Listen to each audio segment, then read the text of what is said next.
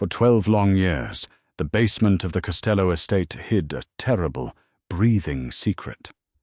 While high society drank champagne above, a woman traded her youth for a bed of soot beside a roaring furnace. She thought she would die in that dark. Then, the most dangerous man in Chicago kicked down the door. In the affluent, manicured suburbs of Highland Park, Illinois, the Costello Manor stood as a monument to old money and older sins. It was a sprawling, Gothic revival monstrosity of limestone and slate, surrounded by wrought-iron gates that kept the prying eyes of the federal government at bay. But the true horror of the estate wasn't the blood spilled in Richard Costello's third-floor study, nor the illicit deals struck in his humid, cedar-lined cigar room. The true horror lived in the sub-basement, right next to the massive industrial coal furnace that heated the 32-room mansion. Her name was Briella Anderson. To the heavily armed men who patrolled the estate, she was simply the Furnace Girl, a formless entity of soot and flesh who existed solely to shovel coal, scrub the stone floors, and burn the evidence of Costello's sprawling criminal enterprise. Briella was 28 years old, though her eyes held the exhaustion of a woman 3 times that age. She was a massive woman. Years of consuming high-calorie, starchy scraps tossed down the basement stairs by the kitchen staff, combined with a life lived entirely within a 50-square-foot radius, had expanded her frame into something formidable and heavy. She carried her weight in thick, soft rolls that spilled over the waistband of her threadbare, ash-stained sweatpants. Her arms were thick and powerful from lifting cast-iron shovels, but her body was decidedly round, moving with a slow, deliberate heaviness. In a criminal underworld that prized sleek, manufactured beauty, where Costello's associates paraded in with razor-thin models in designer dresses, Briella was treated like a gargoyle. She was a grotesque fixture of the house, ignored, mocked, and fundamentally invisible. She had been 16 when the basement door first locked behind her. Her father, Jimmy Anderson, a low-level bookie with a severe gambling addiction, had run up a staggering $200,000 debt to Richard Costello. One rainy Tuesday in October, Jimmy had driven Briella to the back gates of the manor, told her to wait in the idling Ford Taurus, and went inside to beg for an extension. Jimmy never came back out. Instead, 2 of Costello's enforcers dragged a weeping, terrified Briella from the passenger seat, threw her down the concrete steps into the basement, and told her she would work off her father's debt, room and board included, at a rate of $10 a day. 12 years. 4,380 days spent listening to the mechanical, rhythmic roaring of the iron furnace. Briella had carved out a miserable, solitary existence. Her bed was a stained, lumpy mattress shoved into the corner where the radiant heat of the iron boiler kept the brutal Chicago winters at bay. The furnace was her only companion. It was a hungry, angry beast that she fed with coal, broken furniture, and more often than not, blood-stained clothing and heavy black garbage bags that she knew better than to open. Her weight had become a strange sort of armor. When she was a teenager, Costello's men would sometimes venture down the stairs, their eyes glinting with predatory cruelty. But as the years passed, as the starch and the trauma packed heavy pounds onto her frame, and the soot permanently stained her skin, they stopped looking at her as a woman. She became a piece of furniture, a heavy, breathing shadow. They stopped touching her. They stopped noticing her, and in that invisibility, Briella found her only sliver of power, because they thought she was slow, stupid, and apathetic. They didn't care what they handed her to burn. It was a frigid Tuesday night in November, when the routine of 12 years violently shattered. Briella was sitting on her mattress, her thick legs crossed, eating a cold bowl of macaroni that the cook had left on the bottom stair. Above her, The muffled thumping of a lavish party vibrated through the floorboards. Richard Costello was celebrating the dismissal of a massive RICO case. The bass of the music made the dust dance in the dim orange glow of the furnace. Then, the music abruptly stopped. It wasn't a slow fade.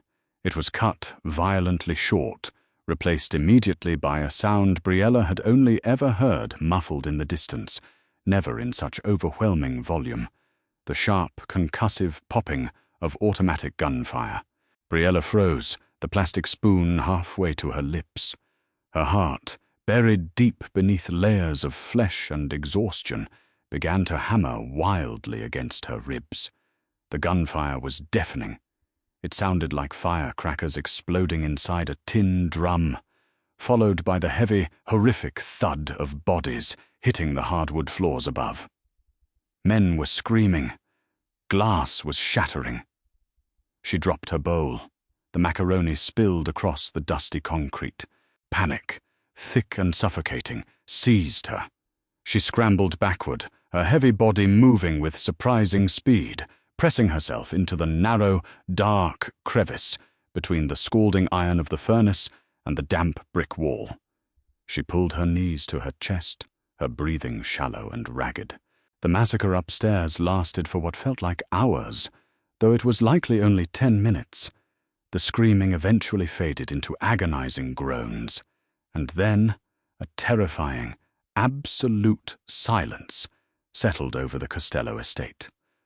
Footsteps, heavy, deliberate, and numerous. They were moving through the house, tearing it apart. Furniture was being overturned, floorboards were being pried up. Then the heavy brass knob of the basement door clicked. Briella squeezed her eyes shut, pressing her hands over her mouth. Please, she prayed to a god she hadn't spoken to in a decade. Don't let them look in the dark. The heavy wooden door at the top of the stairs was kicked open with such force that it splintered against the wall. A harsh, blinding beam from a tactical flashlight pierced the gloom of the basement, slicing through the thick, swirling coal dust. Heavy, leather-clad boots began to descend the concrete stairs. Duane Valenti didn't look like a savior. He looked like the devil incarnate. At 34, Duane had just violently overthrown the last remaining patriarch of the old Chicago outfit. The Valenti Syndicate was a new breed of organized crime, ruthless, fiercely disciplined, and corporate in its efficiency.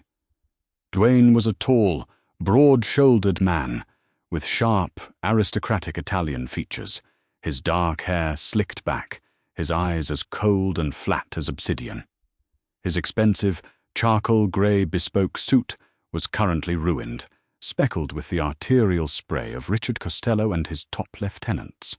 Duane reached the bottom of the stairs, his customized 1911 pistol gripped loosely but securely in his right hand.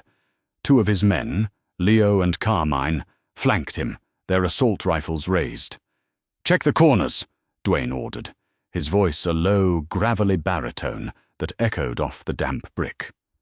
Costello's rat-bastard accountant might be hiding down here. "And find the safe." The flashlight swept the room, illuminating the massive furnace, the piles of coal, and finally, the lumpy, stained mattress in the corner. "Boss," Leo said, his light pausing on the narrow gap between the boiler and the wall. "We got something." Duane stepped forward, his eyes narrowing. He raised his pistol, aiming it directly into the shadows. "Come out, now, before I start putting hollow points through the metal." Behind the furnace, Briella was trembling so violently her teeth chattered. Her large body felt like a lead weight, pinned to the floor by pure terror. She couldn't speak. Her throat was entirely dry. "I said, out!" Duane barked, his patience instantly evaporating. With a monumental effort, Briella pushed her heavy palms against the brick, slowly wedging her large frame out from behind the blistering iron. She kept her head down, her dark hair a tangled, greasy curtain over her face. She stepped into the harsh beam of the flashlights, her chest heaving, the soot on her clothes making her look like a creature molded from the ashes. Leo lowered his rifle slightly, a look of sheer bewilderment crossing his face. What the hell is that? Dwayne didn't lower his weapon. His dark eyes scanned her, taking in her immense, trembling size, her filthy clothes, the blistered burn scars on her forearms, and the terrified wide eyes that finally darted up to meet his. He expected a guard. He expected a hostage. He did not expect this heavy, soot-stained woman living in a dungeon. "Who are you?" Dwayne asked, his voice losing an inch of its lethal edge, replaced by cold curiosity. "Briella," she whispered, her voice incredibly raspy from years of inhaling coal dust. "Briella Anderson." Dwayne's encyclopedic mind rifled through the dossiers of Costello's organization. The name meant nothing to him. "You were Maid. Why are you in the sub-basement during a raid?" "I live here," she said, her voice shaking. She gestured a thick, trembling hand toward the filthy mattress. I run the furnace," Carmine scoffed. "She lives down here? Boss, look at this place. It's a cage. Smells like a sewer." Dwayne stepped closer, the sharp scent of his expensive cologne cutting through the odor of sulfur and old sweat. He looked at the mattress, the single bucket in the corner, the piles of trash. He was a ruthless killer, a man who had just put 3 bullets into Richard Costello's chest without blinking, but even he operated on a strict, internal code. He didn't torture the innocent. He didn't cage women. "Where is Richard Costello's ledger?" Dwayne demanded, keeping his focus on the objective. "We know he keeps physical backups of the offshore routing numbers. His men were running down here all night burning things." "What did they give you?"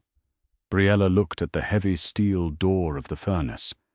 They brought down a box of blue folders an hour ago. Frank, the underboss. He told me to burn them." Leo swore violently. "Damn it! The Cayman accounts. They're gone." Dwayne's jaw tightened. Millions of dollars, the absolute prize of this hostile takeover, up in smoke. He looked at Briella, feeling a rare flash of bitter frustration. "You burned them." Briella looked at the terrifying man in the ruined suit. She looked at the blood on his hands. She had survived 12 years by being invisible, by being quiet, by being obedient. But Richard Costello was dead. The monster who had stolen her life, who had looked at her heavy body with disgust and left her to rot in the dark, was gone.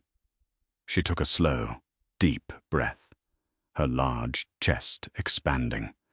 "I didn't burn them," Briella said quietly. The basement went dead silent, save for the crackling of the fire. Dwayne tilted his head, his dark eyes locking onto hers with sudden, intense, terrifying focus. "Repeat that." "They think I'm stupid," Briella said, her voice growing slightly stronger, a strange, dormant spark of defiance igniting in her chest. "They call me a fat, dumb pig. They hand me things and tell me to burn them, and they walk away because they can't stand the smell of the room. They never stay to watch." Dwayne took another step toward her, entirely entering her personal space. He was tall, but Briella was a substantial woman, and she didn't shrink away from him. "Where are the blue folders, Briella?" Dwayne asked, his voice dropping to a hypnotic, dangerous whisper. Briella turned heavily. She walked over to the stone wall adjacent to the coal chute. Her thick fingers found a loose, soot-blackened brick. She pulled it out, setting it on the floor with a heavy thud. She reached her thick arm deep into the cavity and pulled out a stack of pristine, unburnt blue folders, wrapped tightly in a plastic grocery bag to protect them from the damp. She turned and held them out to Dwayne. Dwayne stared at the folders, then slowly looked up at Briella's face. The grime, the soot, the sheer physical bulk of her. It all faded for a fraction of a second, revealing a woman of extraordinary resilience and spite. She had held the keys to Costello's empire hostage behind a brick, purely out of quiet, unyielding vengeance. Duane took the heavy plastic bag from her hands. He flipped open the top folder, the offshore routing numbers, the blackmail material on state judges, the entire kingdom, neatly typed. A slow, predatory smile touched the corner of Duane Valenti's mouth. It was a terrifying sight. "Leo," Duane said, not taking his eyes off Briella. "Yeah, boss. Call the cleaning crew. Tell them to bag Costello and his men, then secure the perimeter." Duane finally holstered his weapon. He looked at Briella, his gaze lingering on the exhaustion in her eyes. "How long have you been down here?" 12 years, Briella said, the weight of the number suddenly pressing down on her shoulders. She felt her thick legs tremble, the adrenaline finally crashing. 12 years. Duane felt a cold, dark anger twist in his gut. He was a monster, yes, but Costello was a parasite. "Grab whatever belongs to you," Duane commanded, turning toward the stairs. Briella blinked, confused. She looked around the basement. The broken spoon, the stained mattress, a frayed paperback copy of a romance novel she had found in the trash 5 years ago. I don't have anything." Duane paused at the bottom step. He looked back at her. For the first time in over a decade, a man looked at Briella Anderson not with disgust, not with pity, and not with the indifference reserved for a piece of furniture. He looked at her like she was a person who had just handed him Chicago on a silver platter. "Then leave it," Duane said, his voice oddly soft amidst the brutality of the night. He extended a large, blood-stained hand toward her. "Come upstairs, Briella. The furnace is dead." Briella stared at his hand. It was stained with the blood of her captors. Slowly, her breathing heavy, she reached out. Her thick, calloused, soot-stained fingers wrapped around his large, tailored hand. His grip was iron-tight, pulling her forward. As Briella placed her foot on the bottom stair, her large body aching with the effort of leaving her cage, the heavy iron door of the furnace slammed shut behind her. The ascent from the underworld was blinding. When Briella finally stepped out of the Costello manor and into the biting, freezing air of the Chicago night, she gasped. The sky was an impossible, sprawling expanse of black ink and diamonds, a staggering contrast to the claustrophobic brick ceiling she had memorized for over 4,000 nights. Duane's men ushered her into the back of an armored black Cadillac Escalade. The leather seats were butter-soft, groaning slightly under her substantial weight. Duane sat across from her, his dark eyes watching her intensely as the SUV tore down the Kennedy Expressway. Briella kept her arms wrapped tightly around her heavy torso, her soot-stained clothes leaving a dark smudge on the pristine beige interior. She expected him to order her to stop ruining the upholstery, but he remained silent, pouring a glass of amber liquid from a crystal decanter and handing it to her. The whiskey burned her throat, but it grounded her trembling nerves. They arrived at the St. Regis Chicago, ascending in a private elevator to Duane's sprawling, glass-walled penthouse overlooking Lake Michigan. To Briella, it felt like stepping onto a spaceship. Everything was sharp angles, white marble and floor-to-ceiling windows. In the center of the immaculate living room, she felt like a swamp creature, a massive, dirty aberration sullying a perfect painting. "Don't look at the floor, Briella," Duane's voice cut through her shame. "Look at me." She raised her eyes. He was peeling off his ruined suit jacket. "Costello treated you like an animal," Duane said quietly. "In this house, you are a guest. You saved my empire tonight. You will be treated with the exact respect that warrants." Within an hour, a man arrived carrying a worn leather medical bag.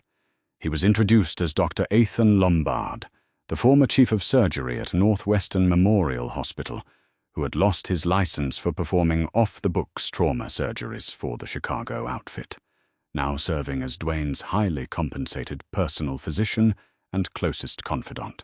Ethan was a sharp, calculating man with silver hair and wire-rimmed glasses. He approached Briella with clinical detachment, but as he examined her in the guest suite, his professional veneer cracked. "Her BMI is dangerously high, Dwayne," Ethan reported quietly in the hallway, though Briella's sharp ears caught every word. "But the irony is, she's severely malnourished. Her bone density is compromised.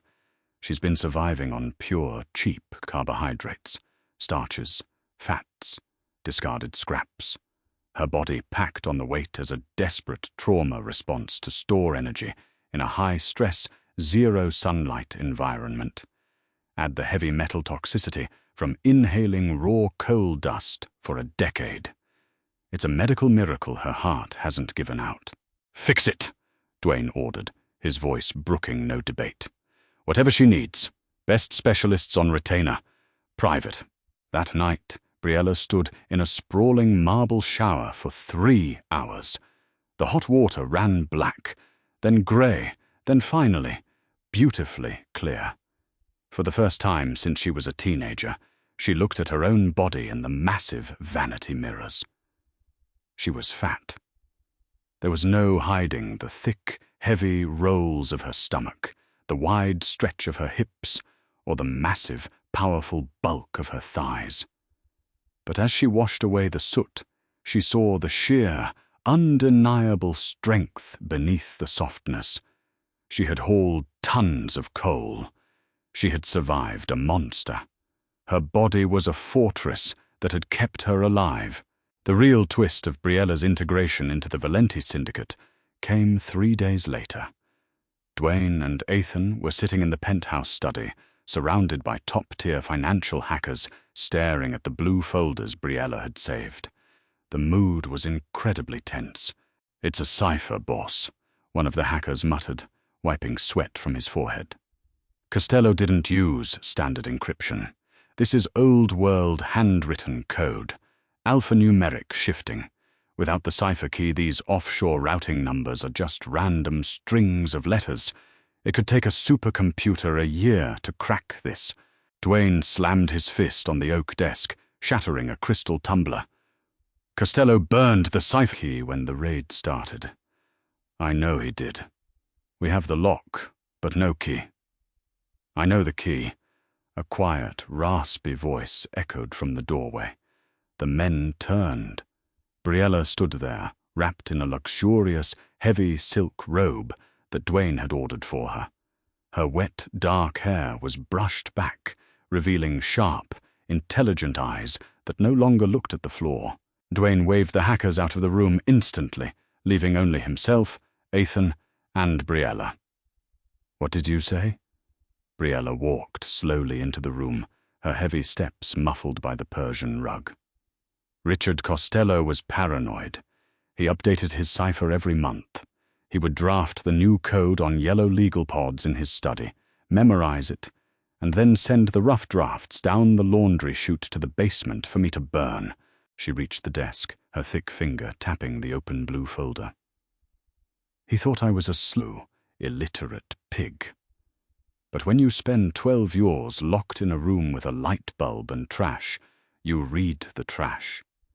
I read every ledger, every draft, every discarded note before I threw it in the furnace. I didn't just survive in the dark, Mr. Valenti. I memorized his entire kingdom." Ethan Lombard stared at her, his jaw slightly slack. Dwayne, however, looked at Briella with an expression of profound, terrifying awe. Briella pulled up a leather chair. She picked up a gold Cartier pen, and from memory she began to write out the decryption key that would unlock $300 million. 8 months passed. The transformation of Briella Anderson became the quietest, most lethal legend in the Chicago underworld. She did not magically lose the weight. Dwayne's chefs provided her with pristine, nutrient-rich meals, and the malnutrition was cured, but her body remained large, formidable, and imposing. What changed was how she wore it. Duane hired private tailors from Marina Rinaldi and Christian Dior to construct bespoke, structured power suits for her. Dressed in deep crimson and charcoal, her hair flawlessly styled, Briella became a physical and intellectual juggernaut. She was no longer the furnace girl. She was the syndicate's chief strategist. Duane refused to hold a single meeting without Briella sitting in the heavy wingback chair to his right. She had a savant-like ability to detect lies, a skill honed by years of listening to the varying footsteps of killers on the basement stairs. Duane's ruthless devotion to her was absolute. The cold, mechanical Mafia boss had found his equal, not in a pristine, surgically enhanced socialite, but in a woman who possessed a mind as dark, resilient, and brilliant as his own. Their late-night strategy sessions often blurred into quiet, intense conversations about their childhoods, their traumas, and the shared isolation of power. Every time Duane looked at her, his gaze held a simmering, possessive heat that made Briella's pulse hammer.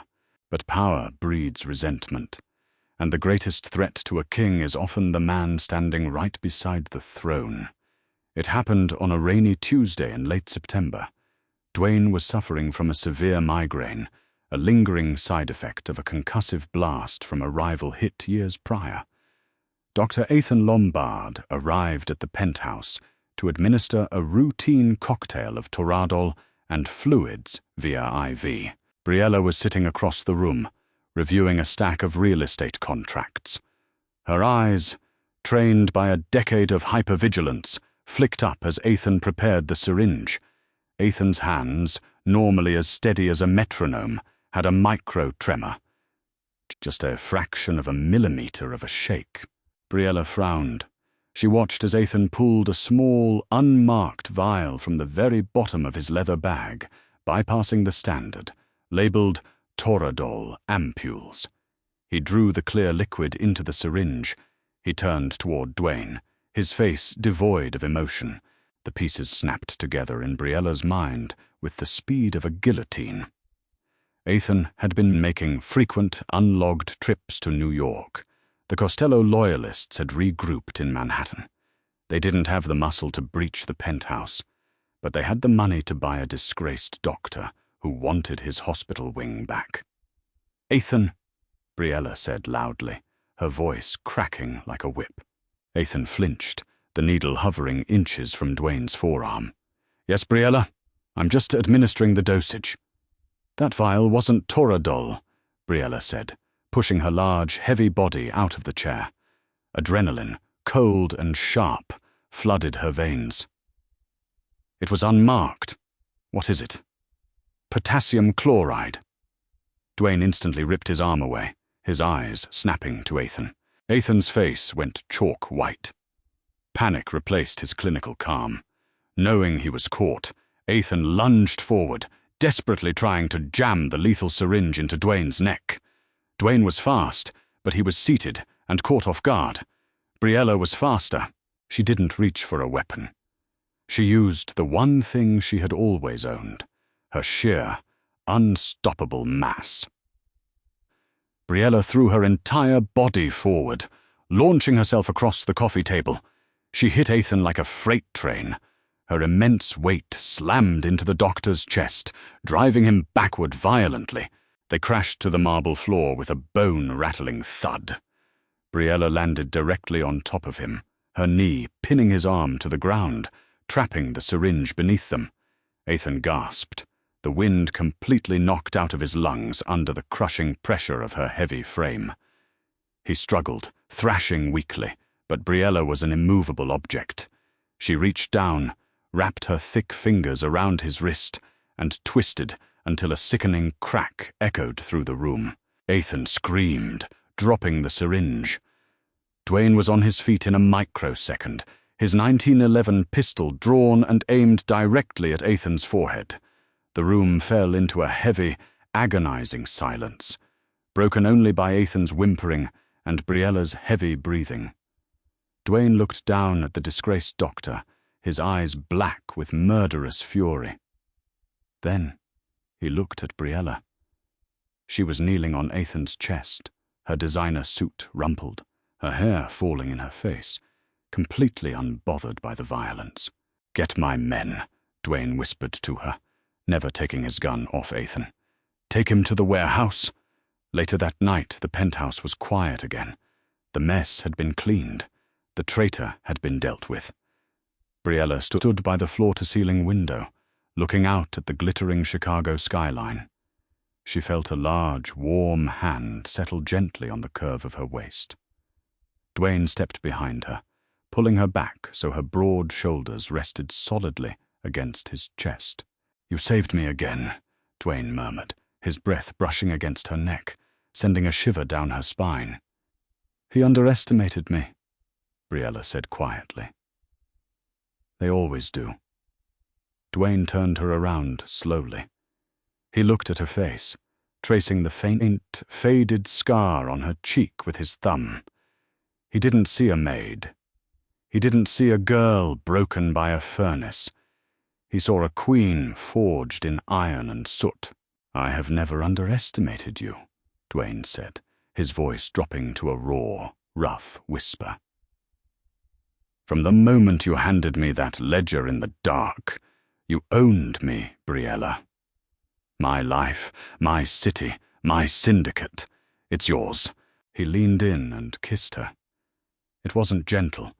It was consuming, fierce, and desperately real. Briella kissed him back, wrapping her thick, powerful arms around his neck, finally stepping out of the shadows and claiming the empire that had tried to bury her. They had both survived the dark, but together they would rule the light. Did Briella's incredible transition from the ashes of the basement to the absolute pinnacle of the Mafia underworld leave you breathless? Her journey proves that true power and beauty come from resilience, intelligence, and an unyielding will to survive. If you loved this dramatic twist of betrayal, revenge, and dark romance, hit the like button, share this story with your fellow drama lovers, and subscribe for more thrilling, real-life inspired Mafia tales.